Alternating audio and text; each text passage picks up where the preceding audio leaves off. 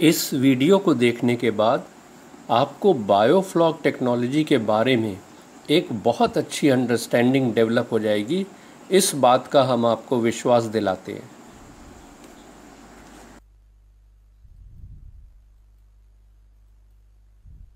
नमस्कार, मैं सुनील चंद्रा एक्वाकल्चर गुरु नाम के इस चैनल में आप सभी का हार्दिक स्वागत करता हूँ। अभी कुछ दिन पहले हम लोगों ने एक इंट्रोडक्टरी वीडियो डाला था। जिन लोगों ने नहीं देखा है वो लोग कृपया देख लें, लिंक डिस्क्रिप्शन में दिया हुआ है। उस वीडियो में हम लोगों ने वादा किया था कि बहुत जल्दी ही हम लोग वीडियो की सीरीज़ लेकर आने वाले हैं एक्वाकल्चर पे, और उसी वादे के अनुसार हम लोगों ये बायोफ्लॉक का पहला वीडियो लेकर आ रहे हैं। इसमें हम लोग आपको बायोफ्लॉक टेक्नोलॉजी के बारे में बताएंगे। बायोफ्लॉक टेक्नोलॉजी इन्वायरमेंटली फ्रेंडली है, हाईली प्रोडक्टिव है और क्लोज फिश फार्मिंग सिस्टम है। इसमें डिजीज़ वगैरह आने की संभावना नहीं होती या कम होती है। ये उन लोगों के लिए बहुत उपयोगी है जहाँ पर ज़मीन महंगी है या ज़मीन नहीं उपलब्ध है, पानी कम है। इन सब जगह जो लोग बड़े पैमाने पर भी एक्वाकल्चर करना चाहते हैं वो लोग बायोफ्लॉक टेक्नोलॉजी का इस्तेमाल कर सकते हैं। हम लोगों ने अपने यहाँ सेंटर पर इसके काफ़ी प्रयोग किए, डेटा उठाए और उस पर रिसर्च करके वो सारा निचोड़ लेकर के हम लोग आपके सामने आए हैं। ये वीडियो ख़ास तौर से बिगनर्स के लिए है, साइंस का बैकग्राउंड आवश्यक नहीं है, और इसको आप अगर शुरू से लेकर आखिरी तक ध्यान से देखेंगे तो आपको बायोफ्लॉक क्या होता है ये आपको अच्छी तरह से समझ में आ जाएगा। तो शुरुआत करते हैं अपनी पहली स्लाइड से। Here we go. तो हम लोग शुरुआत करते हैं सबसे पहली स्लाइड से और ये जानने की कोशिश करते हैं कि आखिर नई टेक्नोलॉजी की क्यों आवश्यकता पड़ती है। जैसे recirculating aquaculture system and biofloc technology, ऐसी बहुत सी चीज़ें हैं। आखिर इनकी ज़रूरत क्या है? तो इसकी सबसे बड़ी ज़रूरत इसलिए पड़ती है कि हमें प्रोडक्शन बढ़ाना है, क्योंकि डिमांड बहुत ज़्यादा है। 1970 से 9% एनुअल ग्रोथ रेट चल रही है डिमांड की। अब प्रोडक्शन जो है वो बिल्कुल भी नहीं हो पा रहा है उसके ट्यून में। अगर हम लोग को उसको मैच करना है तो 5 गुना हम लोग को प्रोडक्शन बढ़ाना पड़ेगा अगले 50 सालों तक, तब कहीं जाके वो पूरा होगा। लेकिन जैसे ही हम लोग आगे बढ़ते हैं डिमांड और बढ़ जाती है, तो उसे डेफिसिट हमेशा बना रहता है। तो प्रोडक्शन बढ़ाने के लिए 3 बहुत ही मुख्य अवरोध हैं जिनकी वजह से हम लोग प्रोडक्शन नहीं बढ़ा पाते, इसलिए नई टेक्नोलॉजी की ज़रूरत पड़ती है। उसमें जो पहला है वो ये है कि जितने भी नेचुरल रिसोर्सेज हैं, हमारी ज़मीन है, पानी है, इन पर हम ज़रूरत से ज़्यादा प्रेशर नहीं डालें, क्योंकि हम लोग को पता है कि अर्थ पे जो रिसोर्सेज हैं वो लिमिटेड हैं। अगर हम उनका दोहन करेंगे तो विनाश हो जाएगा।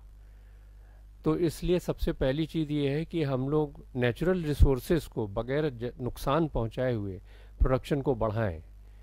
दूसरा जो हम लोग के पास कंस्ट्रेंट आता है वो ये आता है कि हम लोग को सस्टेनेबल डेवलपमेंट करना है, यानी हम लोग को किसी भी प्रकार से इन्वायरमेंट को नुकसान नहीं पहुंचाना है, और जो हमारा सिस्टम हो, जो नई टेक्नोलॉजी हो, वो प्रोडक्शन तो हमें दे लेकिन वो सस्टेनेबल हो, ताकि वो बार बार बार बार चलती रहे। और तीसरा ये है कि जो भी सिस्टम हम डेवलप करें नया, उसमें हमको कॉस्ट बेनिफिट रेशियो अच्छा मिले, कम से कम प्रॉफिट तो हो। ऐसा तो नहीं कि उसकी लागत ही इतनी ज़्यादा हो, या उसको चलाना इतना मुश्किल हो, या इतना कठिन हो, या उसमें पैसे बहुत लगें कि हमें जो प्रोडक्शन हो उसके बाद हमें उससे कोई फ़ायदा भी ना हो। तो जो कॉस्ट बेनिफिट रेशियो है वो एक रीज़नेबल लेवल तक होना ज़रूरी है। अगर वो होगा तो फिर वो अच्छी तरह से इकोनॉमिकली भी एक्सेप्ट किया जाएगा और सोशल सस्टेनेबिलिटी भी उसकी होगी। तो इसलिए टेक्नोलॉजी को इन 3 बातों को ध्यान में रखना बहुत आवश्यक है। तो अब हम अगली स्लाइड में देखते हैं कि कौन सी टेक्नोलॉजीज़ हैं और किसका क्या फ़ायदा है और क्या नुकसान है।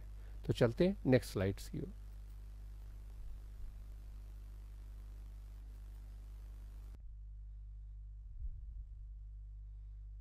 तो अब हम लोग ये देखते हैं कि एक्वाकल्चर सिस्टम्स कितने प्रकार के होते हैं। और वो कैसे डिफ़ाइन किए जाते हैं। तो उसमें सबसे पहले हम लोग देखेंगे कि जो सिस्टम्स होते हैं वो इंटेंसिटी में बहुत डिफ़र करते हैं, यानी पर यूनिट एरिया आप कितनी मछली निकाल पा रहे हैं इस पर निर्भर करेगा। जो सबसे कम वाला होता है वो मोस्ट एक्सटेंसिव टाइप होता है, यानी उसमें हम लोग सीड्स ला के डाल देंगे और बिल्कुल भी खाना वगैरह उसको नहीं खिलाएंगे या बहुत कम खिलाएंगे, और जो भी उत्पादन होगा वो मिलेगा। और इसके बाद काफ़ी और शेड्स हैं, जैसे सेमी इंटेंसिव हो गया, इंटेंसिव हो गया और सुपर इंटेंसिव हो गया। तो आखिर इनकी ज़रूरत क्यों पड़ रही है? ज़रूरत इसलिए पड़ रही है क्योंकि प्रोडक्शन बहुत ज़्यादा हमें करना है, तो हमको पर यूनिट एरिया ज़्यादा उत्पादन लेना पड़ेगा, तभी हम डिमांड को पूरा कर पाएंगे। तो इसके लिए हम लोग अगर सुपर इंटेंसिव पे जाते हैं तो वहाँ पर हमको बाहर से फीड भी देना पड़ेगा, एरेशन भी देना पड़ेगा, यानी ऑक्सीजन एक्स्ट्रा देनी पड़ेगी, और पानी का ट्रीटमेंट भी करना पड़ेगा, स्लज रिमूवल भी करना पड़ेगा। लेकिन ये सब करने में कई बाधाएं हैं और कई लिमिटेशंस हैं, यानी उसकी सीमाएं भी हैं। उस हिसाब से हम लोगों को ये सिस्टम जो है चलाना पड़ता है। अब डिमांड बहुत ज़्यादा है, पानी की कमी है, ज़मीन की कमी है, तो हम लोग नेचुरली इंटेंसिव सिस्टम्स पे ही जाएंगे। अच्छा, फीड जो हम लोग अभी बात कर रहे हैं कि फीड हम लोग बाहर से खिलाएंगे, पैलेटाइज फीड बनते हैं, वो भी लिमिटेड ही बना पा रहे हैं और वो बहुत कॉस्टली है। और इसमें जो फैक्ट है वो ये है कि किसी भी एक्वाकल्चर सिस्टम में जो फीड है उसका अकेले का खर्चा 50% से ज़्यादा होता है, और फीड कॉस्टली भी है। तो इसलिए अगर हम लोग किसी तरह इसको कम कर पाएँ इस खर्चे को, तो नेचुरल रूप से हमको जो है फ़ायदा भी ज़्यादा होगा और मछलियों का उत्पादन भी हम ज़्यादा कर पाएंगे। तो इसके लिए फ़ीड की रिसाइकलिंग अगर हम कर पाएँ तो वो बहुत इम्पॉर्टेंट होगा। फ़ीड रिसाइकलिंग का मतलब थोड़ा सा समझा देते हैं कि मछलियों को जो भी हम लोग खाना देते हैं उसमें जो भी प्रोटीन होता है वो पूरा डाइजेस्ट नहीं कर पाती है, उसमें कम से कम नहीं तो 70% अनडाइजेस्टेड प्रोटीन जो है वो बाहर निकल जाता है। तो अगर किसी तरह उसे हम वापस रिसाइकिल कर सकें तो हमारा पैसा भी बचेगा और वेस्टेज भी बचेगी। तो दो तरह के सिस्टम की हम लोग बात कर लेते हैं। एक तो रीसर्कुलेटिंग एक्वाकल्चर सिस्टम है, इसमें हम लोगों ने बहुत काम किया है, अपना खुद का हम लोगों ने technology enabled recirculating aquaculture system बनाया और उसमें बहुत अच्छे रिजल्ट्स लिए। डिफरेंट स्पीशीज़ के साथ हम लोगों ने तिलापिया भी किया, कई बार पंगेशियस किया, और एशियन सी बास जिसे महाराष्ट्र में जिताड़ा बोलते हैं उसका भी हम लोगों ने बहुत सफलतापूर्वक और बहुत अच्छा उत्पादन किया। तो इसमें लेकिन क्या है, इसका सेटअप जो है वो लगाने में महंगा होता है, इसको चलाना भी महंगा होता है, इसमें बिजली बहुत लगती है। लेकिन अगर हम प्रीमियम सेगमेंट में इसमें करें, अब जैसे मान लीजिए अगर हम एशियन सी बैस करते हैं तो एशियन सी बैस को अगर उगाने में 100 रुपये, 150 रुपये या 200 रुपये पर केजी तक भी अगर खर्चा आता है तो उसमें भी कोई प्रॉब्लम नहीं, क्योंकि ये मछली तो 700 रुपये किलो बिकती है।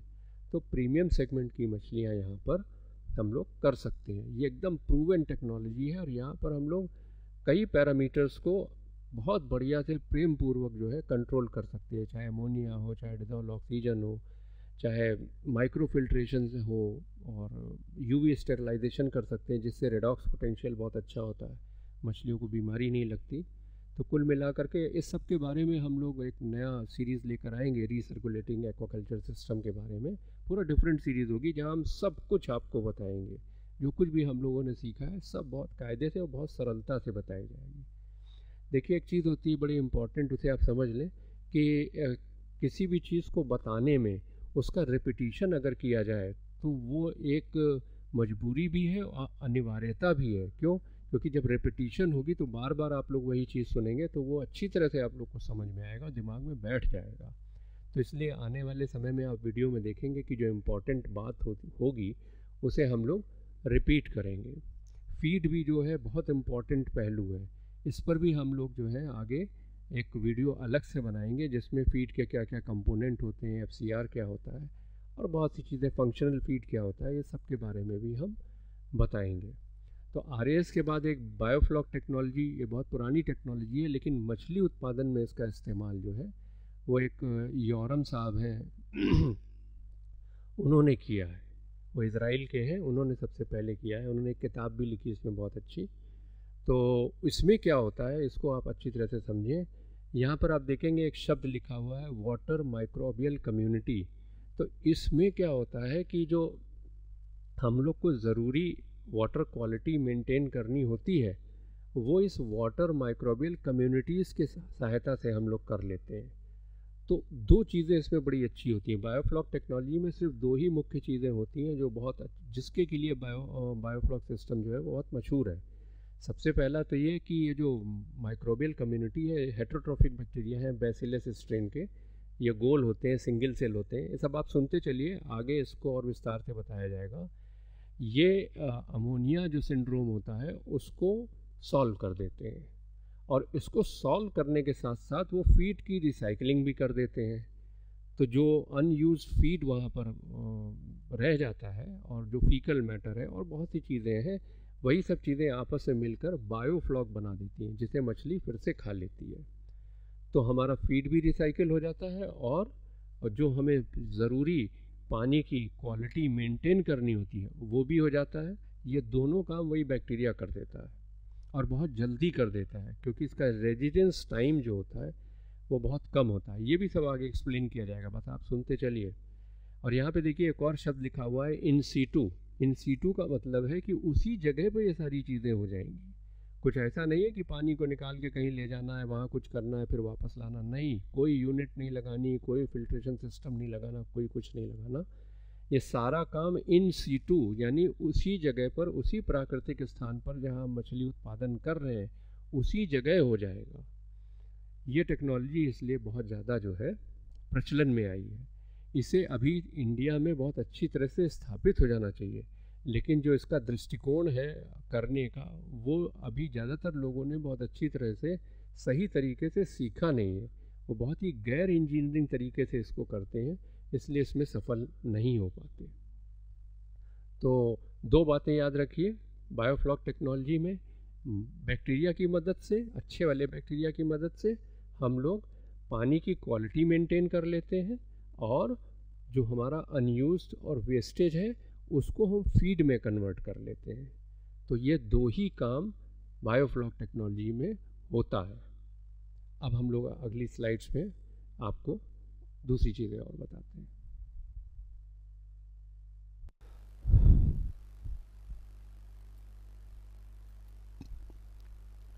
पिछली स्लाइड में हमने देखा कि बायोफ्लॉक टेक्नोलॉजी में क्या दो फ़ायदे होते हैं। पहला तो ये कि जो वाटर क्वालिटी है उसे हम मेंटेन कर लेते हैं, और दूसरा ये कि फीड को रिसाइकिल कर लिया जाता है। अब हम लोग ये देखेंगे कि पिछले कुछ सालों में किस तरह से एक्वाकल्चर में प्रोडक्शन में शिफ्ट हुआ है। कार्गो कल्ट अप्रोच, यानी कि जो टेक्नोलॉजिकल एडवांसमेंट्स हुई हैं उन टेक्निक को लगा के अपने गुड्स को डिलीवर करना। तो इनपुट ओरिएंटेशन है, यानी हम लोग एक्वाकल्चर में जो इनपुट्स देंगे वो किस तरह से दें ताकि हमारा प्रोडक्शन बढ़े, और वो टेक्निक्स जो एडवांसमेंट हैं वो हम लोग उसमें लगा करके और उत्पादन को बढ़ाएं, और जो हाई डिमांड है उसे पूरा करने की कोशिश की जाए। इसको ग्राफिक रिप्रेजेंटेशन से हमने दिखाने की कोशिश की है ताकि अच्छी तरह से समझ में आए। हम लोग पॉन्ड एक्वाकल्चर की बात करते हैं, तो मान लीजिए ये हमारा पॉन्ड है जिसमें हम एक्वाकल्चर कर रहे हैं। तो इसमें एक तो तरकीब ये हो गई कि हम सीड्स ले आए, और वो सीड हमने जो है उसमें डाल दिया, और उन्हें कोई खाना वाना नहीं दे दिया, बस कुदरत के भरोसे उसमें छोड़ दिया है। और जब वो बड़े हो गए तो उन्हें निकाल करके हमने उसे हार्वेस्ट कर लिया। तो इसमें आप देखेंगे कि हम लोग 600 kg पर एकड़, यानी कि 0.15 kg पर मीटर स्क्वायर हम लोग इसमें से प्रोडक्शन ले सकते हैं बगैर कुछ किए हुए। और अब हम लोग अगर उसमें थोड़ा सा इनपुट वेरिएशन करते हैं तो देखिए क्या होता है। मान लीजिए हमने उसमें फर्टिलाइजेशन किया। फर्टिलाइजेशन का मतलब है कि कुछ न्यूट्रिएंट्स उसमें हमने डाले, नाइट्रोजन हो गया, फास्फोरस हो गया, ये सब चीज़ें। तो माइक्रो न्यूट्रिएंट्स हमने उसमें डाले, जैसे यूरिया है, डीएपी है, इन सब चीज़ों का हम लोगों ने थोड़ा थोड़ा प्रयोग किया और थोड़ा खाना भी खिलाया। तो जो हमारा प्रोडक्शन है वो कितना बढ़ सकता है, तो वो जो पिछला प्रोडक्शन है उससे डबल हो सकता है। हमारा तालाब भी देखिए हरा हो गया है, इसमें ग्रीनरी बन गई, यानी कि फाइटोप्लैंक्टॉन्स बन गए। उन फाइटोप्लैंक्टॉन्स को मछलियों ने खाया और प्रोडक्शन जो है वो पिछले वाले की तुलना में डबल हो गया। 1200 किलो पर एकड़ हम ले सकते हैं। एक एकड़ में लगभग 4046 स्क्वायर मीटर होता है। एक मेज़रमेंट और area calculation, volume calculation, ppm, PPT, percent, इसके ऊपर भी हम लोग जो जितना एक्वाकल्चर में यूज़ होता है इस पर भी एक सेपरेट वीडियो बहुत जल्दी हम बना के डाल देंगे। अब एक और स्थिति आती है कि हमने उसमें जो है फीड भी सब दे दिया उनको खाने के लिए। फीड जो है पैलेटाइज फीड आजकल उपलब्ध हैं, फंक्शनल फीड भी आते हैं, जैसा कि हमने पिछले वीडियो में बोला भी था आपको, पिछले स्लाइड में। फंक्शनल फीड खास मछलियों के लिए बनाया जाता है, स्पीशीज़ के लिए। तिलापिया के लिए अलग होगा, सी बैस के लिए अलग होगा, कार्प्स के लिए अलग होगा। तो वो सब फीड आजकल मार्केट में उपलब्ध है। तो अगर वो भी हम लोग इस्तेमाल करें तो देखिए प्रोडक्शन हमारा कहाँ जा रहा है। हम लोग 4000 kg पर इस एकड़ जा सकते हैं। लगभग 1 किलो मछली 1 स्क्वायर मीटर में हम लोग उगा लेंगे। अब एक स्थिति और आती है कि हम लोग उसमें ऑक्सीजन भी और ऐड करें, यानी कि एरेशन उसमें करें। एटमॉस्फेयर में 21% ऑक्सीजन है, तो अगर हम कुछ तरकीब लगाएं, प्रूवन टेक्निक्स हैं जिनसे हम तालाब में एरेशन कर सकते हैं, वो लगाएंगे और कुछ स्लज रिमूवल वगैरह भी किया जाए, उसमें जो गंदगी हो वो निकाल दिया जाए समय समय पर। तो एरेशन के लिए तमाम टेक्निक्स हैं। आप उसमें ब्लोअर्स लगा सकते हैं जिनसे नीचे एरोक्सी ट्यूब्स लगा सकते हैं जिनसे एरेशन हो। पैडल व्हील एरेटर लगा सकते हैं, उनसे भी हम लोग ऑक्सीजन बढ़ा सकते हैं अपने तालाब में, डिज़ोल्व ऑक्सीजन। तो अगर इतना कर ले जाएंगे तो हमारा प्रोडक्शन जो है वो 8000 से 12000 kg पर एकड़ हो सकता है, यानी 2 से 3 किलो हम लोग पर स्क्वायर मीटर उगा सकते हैं। अभी क्या स्थिति है, प्रधानमंत्री मत्स्य संपदा योजना जो आई है उसमें जो डिक्लेयर्ड है 2018-19 में, वो प्रोडक्शन 3.3 टन पर हेक्टेयर है, और 1 हेक्टेयर में 2.4 एकड़्स होते हैं। तो देखिए अगर आप इसको कैलकुलेट करें तो 1 एकड़ में अभी तक हम लोग सिर्फ 1.3 टन उगा पा रहे हैं, यानी 1300-1400 किलो। तो ये कितना कम है।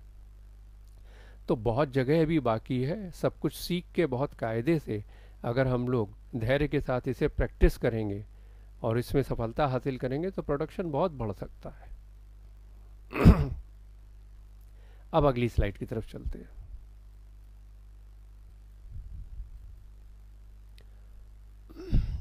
किसी भी एक्वाकल्चर प्रोडक्शन सिस्टम में वाटर क्वालिटी मेंटेन करने का जो मुख्य गोल होता है वो होता है अमोनिया के लेवल को टॉक्सिक लेवल से नीचे रखने का। कोई भी एक्वाकल्चर प्रोडक्शन सिस्टम हो, इसमें 3 फंक्शंस जो हैं, 3 प्रोसेसेस जो हैं वो मुख्य हैं जो बायोफ्लॉक में चलते हैं। हम लोग उनके बारे में बारी बारी समझेंगे। एक तो होता है एल्गल अपटेक, जिसमें पानी के अंदर सूर्य के प्रकाश में एल्गी प्रकाश संश्लेषण यानी फोटोसिंथेसिस करते हैं। तो वो डिकम्पोजिशन जो होता रहता है उससे न्यूट्रिएंट उठाते हैं और अमोनिया को कंट्रोल करते हैं। लेकिन इसकी कुछ कंडीशंस हैं, वो उसी में ही कारगर होती है। दूसरा होता है नाइट्रिफिकेशन प्रोसेस। ये कीमो ऑटोट्रॉफ बैक्टीरिया के कारण होता है। ये थोड़ा स्लो सेट होता है, लेकिन एक बार सेट हो जाता है तो फिर ये अच्छी तरह से चलता है और अच्छी तरह से अमोनिया को रिमूव करता है। ये बेसिकली ऑक्सीडेशन प्रोसेस होता है। और तीसरा होता है माइक्रोबियल मास का बनना, यानी हेट्रोट्रॉफिक बैक्टीरिया को इस किसी खास कंडीशन में, जो कि हम बाहर से ऑर्गेनिक कार्बन को ऐड करके क्रिएट करते हैं, उसमें ये जो है ये अमोनिया का इमोबलाइजेशन करता है, और ये जो भी अमोनिया में नाइट्रोजन है ये प्रोटीन बन के बैक्टीरिया के सेल वॉल में जाकर पैक होता है। तो ये तीनों चीज़ों को आपको अच्छी तरह से समझना है। देखिए एक बात ध्यान से समझ लीजिए कि हम लोग बायोफ्लॉक की बात करें और बेसिक साइंस के बारे में चर्चा ना करें, ये संभव नहीं है। तो कुछ साइंस की बातें आप लोगों को अगर आती हैं तो बहुत अच्छी बात है, नहीं तो ये आपको सीखनी पड़ेंगी। धीरे धीरे आप अभ्यास करेंगे तो आपको ये सारी चीज़ें समझ में आएंगी, और ये सीखना बहुत ज़रूरी है। अगर ये नहीं सीखेंगे तो आप अंधेरे में काम कर रहे होंगे, फिर कहीं कोई ऊंच नीच होगी तो उसे आप समझ नहीं पाएंगे कि हमें कैसे कंट्रोल करना है। तो एक अच्छी अंडरस्टैंडिंग आपको डेवलप करनी है बायोफ्लॉक की। जब वो हो जाएगी तो फिर आप बड़े आराम से उसमें खेल सकेंगे और उसे बहुत अच्छी तरह से चला सकेंगे। तो पहला जो है वो ऑटोट्रॉफ होते हैं एल्गी। ये फोटोसिंथेसिस करते हैं, रेस्पिरेशन भी करते हैं। एक बार ये ऑक्सीजन प्रोड्यूस करते हैं और एक बार ये ऑक्सीजन को कंज्यूम करते हैं। तो इसमें कंडीशंस हैं जिसमें ये कैसे होती है, प्रक्रिया ये होती है। लाइट के जब लाइट रहती है तो ये लाइट के प्रेजेंस में प्लांट में क्लोरोफिल पाया जाता है। वो जो दोनों चीज़ें जब होती हैं तब ये ग्लूकोज और ऑक्सीजन बनाते हैं। और जब रेस्पिरेशन करते हैं तो दिन में भी करते हैं और रात में भी करते हैं, उसमें प्रकाश की ज़रूरत नहीं होती। और तब ये उसी ग्लूकोज का रेस्पिरेशन करते हैं और उससे जो है वापस कार्बन डाइऑक्साइड और पानी बनता है और साथ में एनर्जी निकलती है। तो अभी जानकारी के लिए इतना समझिए, फिर आगे जैसे जैसे रेफरेंस आएगा हम लोग इसके बारे में बताएंगे। दूसरा होता है कीमो ऑटोट्रॉफ। कीमो ऑटोट्रॉफ का मतलब होता है कि ऐसे बैक्टीरिया जो अमोनिया को पहले तो ऑक्सीजन के प्रेजेंस में नाइट्राइट में बदल देते हैं और बाद में नाइट्राइट को ऑक्सीजन के प्रेजेंस में नाइट्रेट में बदल देते हैं। तो नाइट्रेट जो है वो कम हानिकारक होता है, वो एक अच्छे खासे कंसंट्रेशन में पानी में रह सकता है, वो मछलियों को नुकसान नहीं पहुंचाता। लेकिन ये प्रक्रिया स्लो है, इसका रेजिडेंस टाइम हायर है, तो ये धीरे धीरे सेट होती है। और एक बार सेट हो जाती है तो बाद में बायोफ्लॉक में ये अच्छा खासा अमोनिया को रिमूव करती है। करीब 30 से 50% अमोनिया जो है ये रिमूव करती है नाइट्रिफिकेशन प्रोसेस। इसमें अमोनिया को, जैसे कि अब नाइट्रोमोनास नाम का बैक्टीरिया पहले नाइट्राइट में बदल देता है और दूसरा नाइट्रोबैक्टर नाम का या नाइट्रोस्पायरा नाम का बैक्टीरिया होता है, ये फिर नाइट्राइट को नाइट्रेट में बदल देता है। और जो तीसरी प्रक्रिया है वो हम लोग के लिए बायोफ्लॉक में बहुत इम्पॉर्टेंट है और वो होती है हेट्रोट्रॉफिक बैक्टीरिया की वजह से। हेट्रोट्रॉफिक बैक्टीरिया जो है ये एक खास कंडीशन में, ये बैसिलस स्ट्रेन के होते हैं, मोस्टली सिंगल सेल बैक्टीरिया होते हैं और ये बहुत तेज मल्टीप्लाई करते हैं किसी खास कंडीशन में, बहुत अच्छी तरह से मल्टीप्लाई करते हैं और बहुत जल्दी बढ़ जाते हैं संख्या में। और ये अमोनिया को कंट्रोल करने में कुछ घंटे में ही ये अमोनिया को कंट्रोल कर देंगे किसी खास कंडीशन में। वो खास कंडीशन होती है कार्बन का प्रेजेंस, ऑर्गेनिक कार्बन जो कि हम लोग बाहर से इनपुट देते हैं, उसका नाइट्रोजन के साथ क्या रेशियो है, उस पर यह निर्भर करता है कि इनकी जो संख्या है वो कैसे बढ़ेगी या घटेगी। फीड पर भी निर्भर करता है ये, और कितने सस्पेंडेड सॉलिड्स हैं उस पर भी निर्भर करता है, ऑक्सीजन पर भी निर्भर करता है, अमोनिया पर भी निर्भर करता है, लाइट इंटेंसिटी पर भी निर्भर करता है, और जो इनपुट है कार्बन का उसका नाइट्रोजन के साथ क्या रेशियो है उस पर भी निर्भर करता है। तो ये थोड़ा कॉम्प्लेक्स है, लेकिन जब आप एक बार इसको समझ जाएंगे तो बड़ा आसान हो जाएगा। इसको समझना बहुत ज़रूरी है। और ये बहुत शॉर्ट जनरेशन टाइम होता है इनका, मतलब ये तुरंत मल्टीप्लाई करते हैं, 1 के 2, 2 के 10, 10 के 10,000, 10,000 के 10 लाख, बहुत जल्दी बनते हैं और ये अमोनिया को बहुत अच्छी तरह से कंट्रोल कर देते हैं। तो ये तीनों प्रोसेस आप हमेशा याद रखिएगा। पहला हो गया एल्गल अपटेक, यानी कि जो सूर्य के प्रकाश में होता है। दूसरा कीमो ऑटोट्रॉफ होते हैं जो कि अमोनिया को नाइट्राइट और नाइट्राइट से फिर नाइट्रेट में बदलते हैं, 2 स्टेज ऑक्सीडेशन प्रोसेस बोला जाता है। और तीसरा होता है माइक्रोबियल मास में बदल देना, जो हम लोग सिंगल सेल प्रोटीन में बदलते हैं, उसी को तो मछली खाती है, वही तमाम चीज़ों के साथ मिल करके बायोफ्लॉक बना देता है। तो उसके लिए खास कंडीशन होती है, उसमें ये बनते हैं। तो ये 3 प्रोसेस आपको हमेशा याद रखने हैं। इनके आगे में भी और विस्तार से हम लोग चर्चा करेंगे। तो चलते हैं अगले स्लाइड की ओर।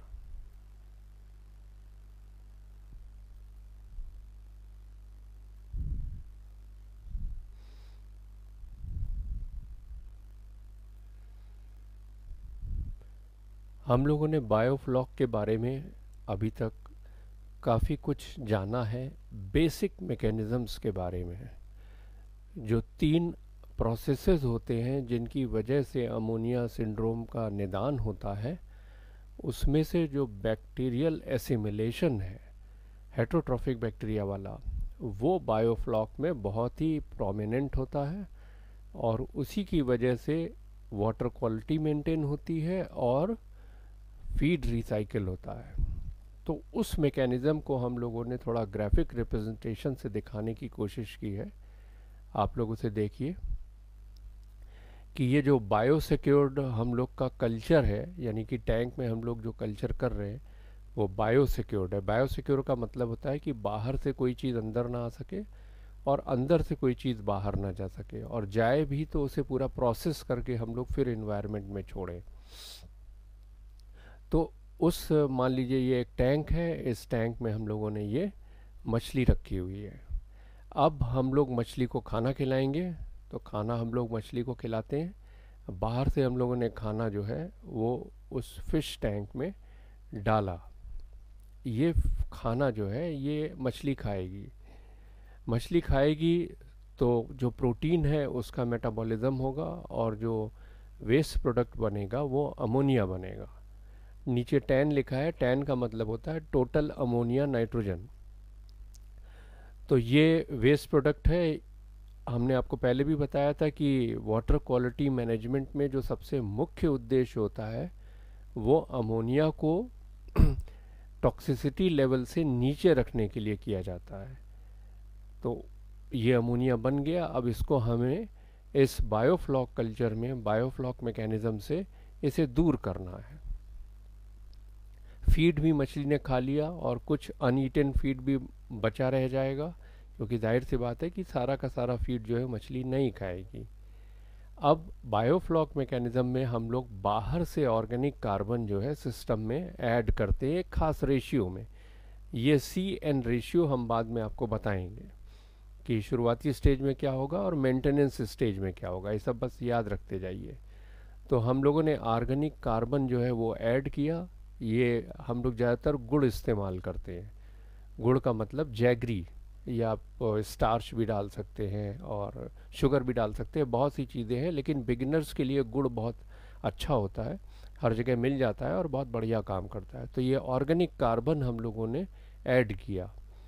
अब ये ऑर्गेनिक कार्बन, अमोनिया और अनईटन फीड, ये और भी जो सब चीज़ें फीकल मैटर है, ये है जो कुछ भी है, ये सब जो है ऑक्सीजन के प्रेजेंस में हेट्रोट्रॉफिक बैक्टीरिया की उपस्थिति में ये उस हेट्रोट्रॉफिक बैक्टीरिया की ग्रोथ करता है और उसे मल्टीप्लाई भी करता है, यानी कि वो रिप्रोड्यूस करते हैं और 1 का 2, 2 का 10,000, 10,000 से 10 लाख बनते हैं।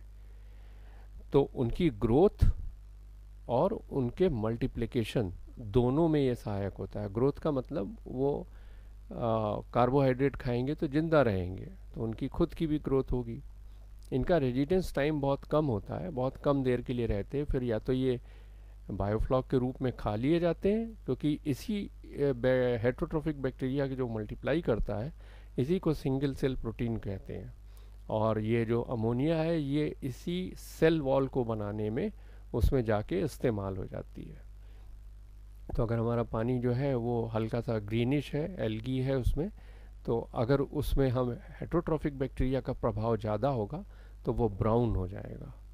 और यही जो है बायोफ्लॉक कहलाता है और यही नेचुरल फीड भी है जो मछली फिर से खा लेती है। तो हम लोगों ने ये देखा यहाँ पर कि बायोफ्लॉक मैकेनिज्म में हेट्रोट्रॉफिक बैक्टीरिया द्वारा अमोनिया को कैसे दूर करते हैं और फीड कैसे रिसाइकिल होता है।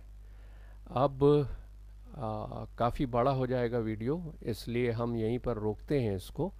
बाकी चीज़ें हम नेक्स्ट वीडियो में डालेंगे। आप लोग इसे ध्यान से पूरा देखिए और समझने की कोशिश करिए, और जो भी क्वेश्चंस हैं आपके मन में वो प्लीज़ आप कमेंट सेक्शन में नीचे डाल दीजिए। और हम व्हाट्सअप नंबर भी अपना दे रहे हैं, अगर कोई दिक्कत है, आपको कोई क्वेश्चन है तो आप व्हाट्सअप पे भी पूछिए और ईमेल पर भी आप हमें संपर्क कर सकते हैं। हम ज़रूर आपके सारे क्वेरीज़ का आंसर देंगे। और अगर ये वीडियो आपको पसंद आया हो, आपकी जानकारी बढ़ी हो और आपको लगता है कि आप आगे भी कुछ सीख सकते हैं और आपने चैनल सब्सक्राइब न किया हो तो प्लीज़ चैनल सब्सक्राइब कर दीजिए, लाइक कर दीजिए और लोगों को भी शेयर करिए। हम आने वाले समय में विभिन्न पहलुओं पर वीडियो की सीरीज़ लेकर के आने वाले हैं। कृपया कमेंट सेक्शन में ये नीचे लिखे हुए 2 प्रश्नों के उत्तर ज़रूर दीजिए। पहला, एक्वाकल्चर प्रोडक्शन सिस्टम्स में जो 3 प्रोसेसेस चलते हैं मुख्य रूप से वो कौन हैं? दूसरा, बायोफ्लॉक टेक्नोलॉजी में जो माइक्रोबियल कम्युनिटीज़ पाई जाती हैं उनसे होने वाले 2 लाभ कौन कौन से हैं? तो जल्दी मिलते हैं अगले वीडियो में।